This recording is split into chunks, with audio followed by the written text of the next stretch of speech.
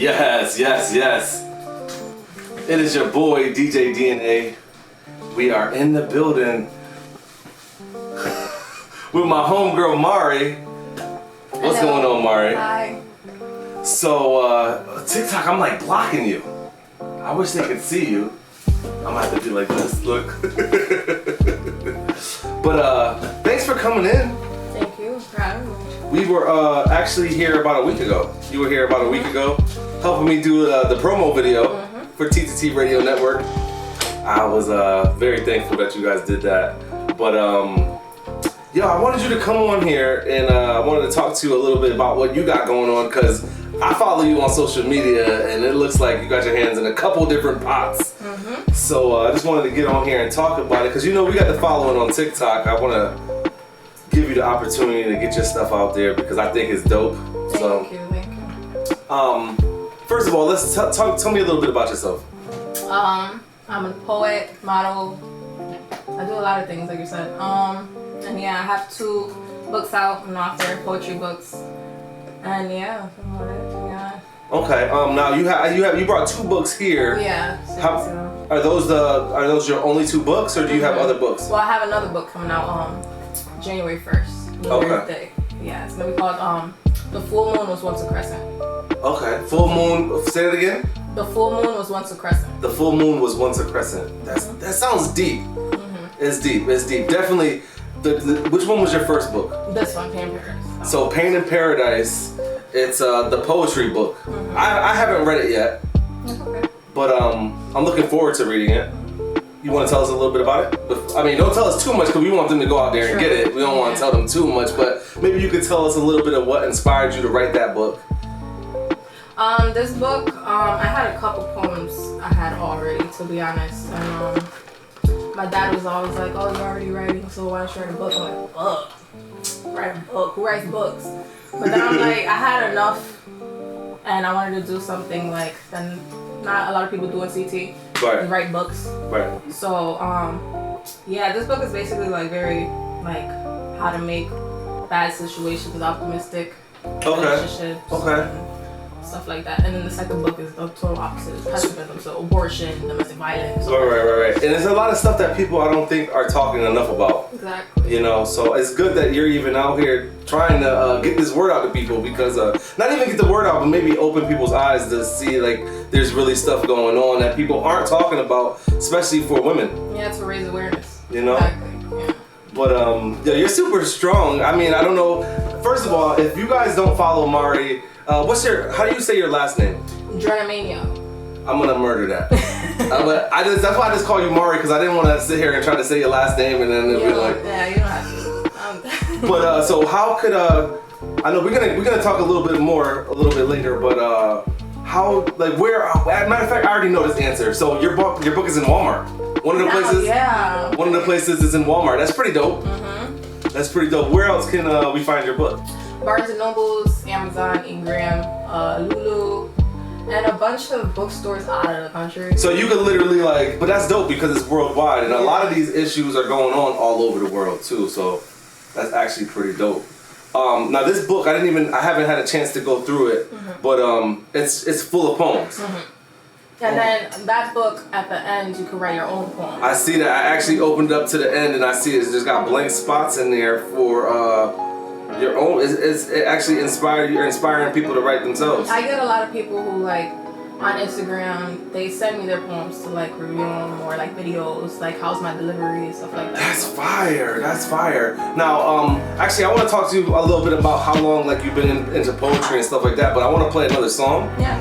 I'm gonna play a song. We're gonna come back. We're gonna talk about your poetry, because there was actually one there was a couple that I shared. I want to talk about those ones when we come back. So make sure you guys keep it locked. Don't go nowhere.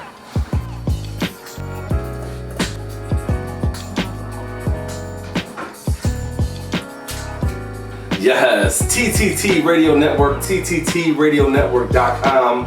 It is the Wednesday workout, and you got your boy DJ DNA here. I'm here every Wednesday, and I'm here with a special guest, the lovely Mari. Hi. We are back. So I wanna just talk to you about your poetry, man, because you know, I'm learning more and more each time, you know. So I was talking about what video I shared on Facebook, and I think the video that I shared that I really liked was it was a poem about domestic violence, I think. Yes. So usually these are the type of poems that you write, right? So if I wasn't clear earlier, this book, she has two books. There's Pain in Paradise, the poetry book, and there's Surviving Pessimism. Both of these books are full of poems. Now, what inspires you to write these poems? I've been writing since elementary school. So I had a whole poetry class. I stood up in a whole poetry slam, overwhelming because you're a kid and you're like have to do a poem in front of everybody. It was about who I wanted to be when I grew up, and it was a paleontologist. I wanted to dig up bones and dinosaurs and stuff like that. Does that still interest you? No. You ain't trying to get dirty at all, look. No. That's funny. That's funny. So, I always wonder that because I'm a writer. I write, you know, it's therapeutic for me. I don't necessarily want to. I write songs. I don't necessarily want to be a rapper or a singer. It's therapeutic. Like I'll write a couple bars and it'll be me just getting it out. Is it sort of the same thing for you? I grew up with having anger issues. I went through an anger management psychologist, and my psychologist actually told me, she was like, "Oh, just keep writing. That's the way to just let it out. You can't talk to anybody." So that was another thing that, like, through high school, I was just writing all the time. Right. So you said you've been writing since like 4, right? 4. Is that what you said? Yeah, elementary school. But you know, I the way I got introduced into writing was I had a tutor from Wesleyan, and he was a rapper, and he got me into writing bars. And for the longest time, even after my tutor was done, like we were done, I kept doing it. But I didn't know if it was good or not because I wasn't like sharing it with anyone.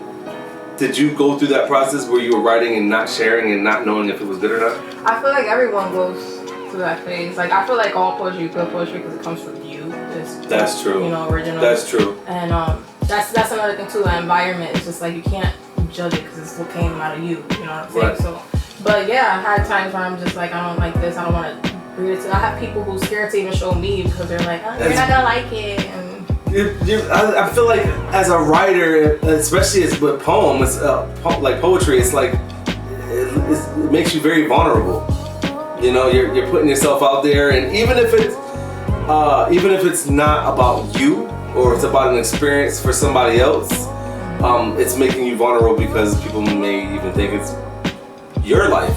Yeah, I write a lot of things that's not about me. I get a lot of like supporters and like, oh, can you write about grief or can you write about relationships? And I'll just write based on their, like the child abuse one. I wrote about the kid Gabriel Fernandez, the kid who got murdered by his parents.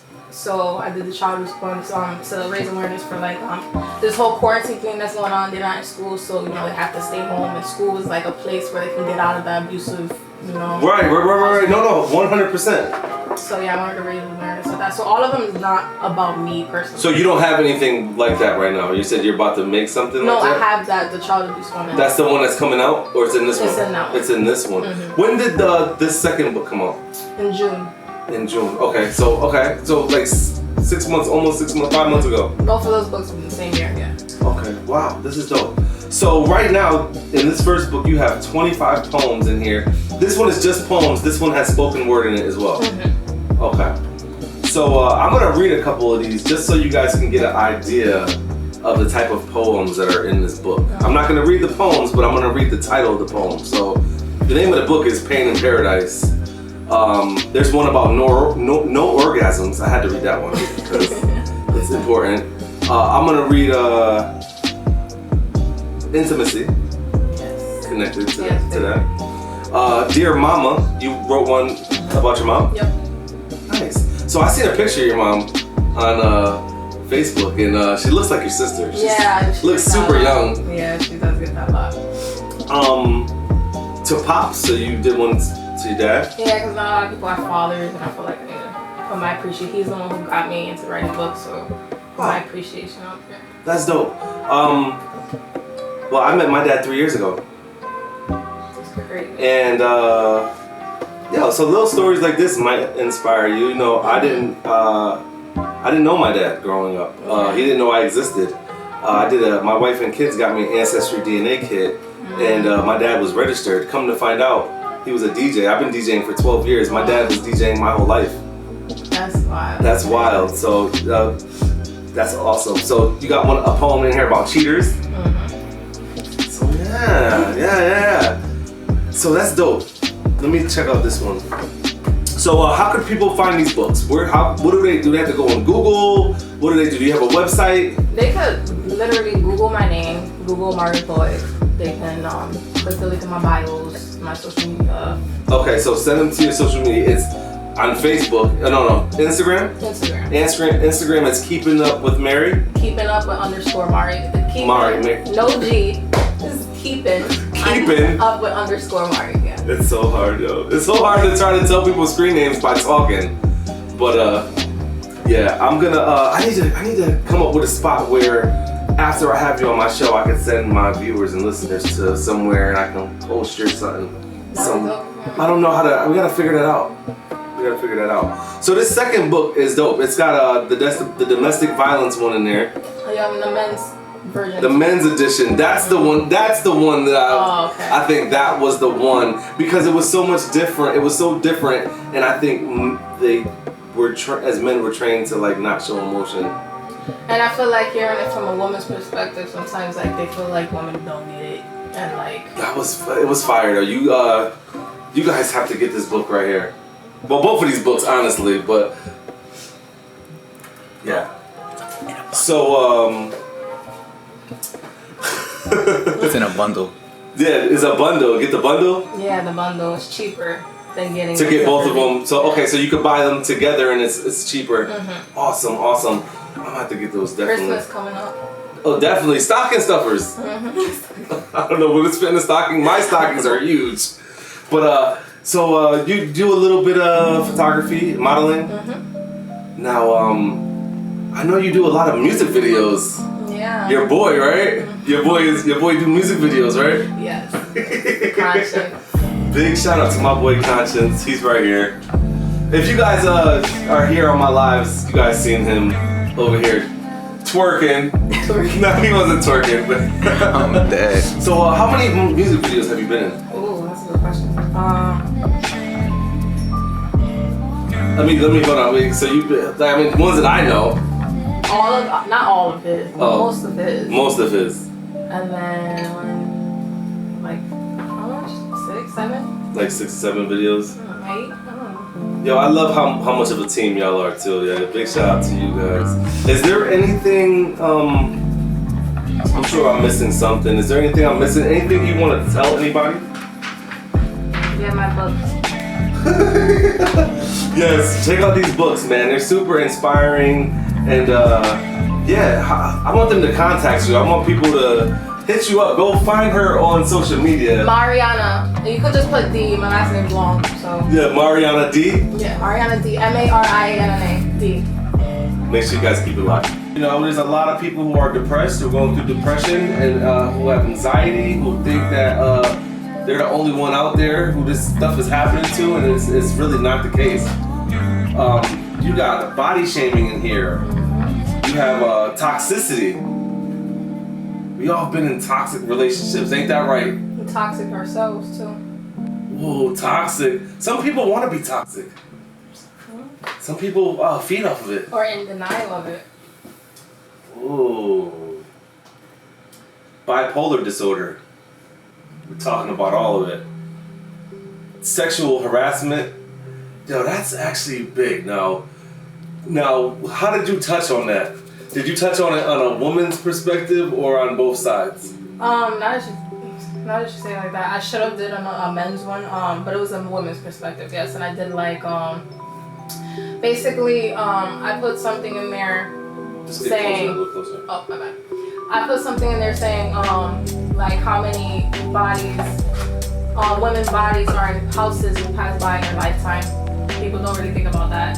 Say that again, I'm sorry. How many bodies in houses you pass in your lifetime? So basically, you don't know who's like trapped in houses, you know, being sexually abused every day. And, yeah, so. You ever heard about the girl in a box? That sounds familiar. Google that. Google that when you get a chance and watch that documentary. It's crazy. Or in the girl from Cleveland who broke out of the house. Yeah, I heard about that. You heard about that? The neighbor used to come over all the time and didn't know she was even in there. That's crazy. I think the sexual harassment one, it's like the domestic violence, the men's perspective, because there's a lot of people out there. I think there's guys out there that was like, I wish a girl would do this, but not everybody is like that. You know, so I don't know. I think that it hit different. Yeah. Child abuse. Now how did you hit on that like as a child or? Yeah, I put it as a child's perspective, like me going to school telling all my friends my battle stories and them not knowing it's real. My teachers, you know, suspecting that black eye is like there's something going on at home, and then their father being like, if you tell the teacher what I did, like I'm gonna tear you up. I'm gonna tear you up, basically, yeah. So, and then she calls him anyway, so. Oh my goodness. Oh my goodness. You guys hear this? This is stuff you guys gotta start getting, man. You guys gotta get with it. Insecurities. Oh man, this next one. My deceased child. Yes. That's a tough one. Now, that perspective, is that like abortion, miscarriage? Both. Yes, abortion and miscarriage. Because people think that you're having a miscarriage. Some people think it's whatever, like get over it. But a lot of people don't. That's big because it could also be a mother losing a child. That too, yeah. Like a grown child, but you know. What's pick and choose about? Pick and choose is basically like someone not really knowing if they want to commit in a relationship. Yes. Okay. So pick and choose, like, you know, do you want to be with me or not? Yes, basically. Word. Okay, all right. You got Black Lives Matter in here. Yes. I'm assuming that stands for Black Lives Matter. Of course. BLM movement. I think that's pretty dope. And this came out in 2020, so I'm sure it's got everything in there. It's got a little bit of everything. Who am I? What's that one? Is that about you? Yeah, it was very like metaphoric poem. Just like when you don't really know who you are. You brought these books here. I'm hoping you're leaving them here. Let's see. Dear old friend. It's basically about friendships that it don't really end on bad terms. You just grow out of it. You know, sometimes you grow old and you know the friendship just fades, or you're doing your own thing. You're not really interested in the same things, and sometimes it's not for the worst. Sometimes it's for the best. You know. Right. You know, and a lot of times it's for the best down the road because there's friends who I grew up with who I don't talk to often, but every time we get up, it's like nostalgic. You know what I mean? It's like you pick right up where you left off, and like it never skipped a beat. And I think that's part of friendship and growing up. Yeah, because we're all old. That's a whole other feeling. Exactly. We can't talk to each other 24/7. You know. And I feel like that feeling that I get after talking to a friend, that not having to talk to him for years, is the best feeling, because you don't get that feeling when you're kids. When you're young, you just hanging out with your friend because for whatever reasons you want to get away from home, or he's funny or whatever. But I think that's dope. Men's mental health. Yeah. That's a big one. And the reason why I say that's a big one, because I feel like there's a lot of people out here, there's a lot of us out here who have things wrong, but we don't address them because of what we think others may think. You know, is that pretty much what's going on? Yeah, or like men feel like they're not entitled to feelings, or that's how they were raised, or like they're thugging it out, basically. Like it's whatever, I'll go through it. But sometimes it's good to let it out, talk about it, and even if it's with your homie, even if it's not to a female, because you feel, less of a man. Even if it's listening to music. Exactly. If it's writing. Exactly. Reading. Reading her books. Exactly. 7 chakras. It's self-explanatory. Yeah, it's about meditation, the different chakras, what they do, how to improve them, how do you know if it's not balanced, stuff like that. I need to read that. I need to know. And then the last one in this book is Made It Out Alive. Made it out. Just like a childhood No, it's like experiences. Yeah, proving yourself. Like everyone goes through things, and just finding your way out basically. That it's gonna get better. It's brighter on the other side, or however they word that phrase. Don't think about yesterday. Yes, exactly. Word. That's super dope. You also got videos. Because I posted a video. I share your stuff all the time, and I just want them to know how dope you are. Where can they watch your videos? I'm on YouTube now, so just put in the search bar Mari the Poet. I'll pop right up. Mari the Poet. That's M-A-R the Poet. M-A-R-I. Yes, I forgot the I. I was in the special class in high school. I didn't change classes. I was in that one classroom. I used to look out the window and watch the kids go by until they covered the window up with paper. But we ain't even gonna talk about that. But it's Mari the Poet, M-A-R-I the Poet. Thank you so much for coming here. Thank you. Check her out on Instagram. Check her out on YouTube. She's on Facebook. These books are amazing. She's talking about topics that we're dealing with every day. Dealing with topics that we're hiding from people. It's the best thing ever. Let's relate. Mari, thanks for coming in here. You're more than welcome to stay. You don't have to go anywhere, but I also don't want you to feel pressure like we have to talk. I definitely want them to go and get your books because they're super dope. Yeah, this is what we're doing. TTT Radio Network, TTTRadioNetwork.com. It's the Wednesday workout. You got your boy DJ DNA. Let's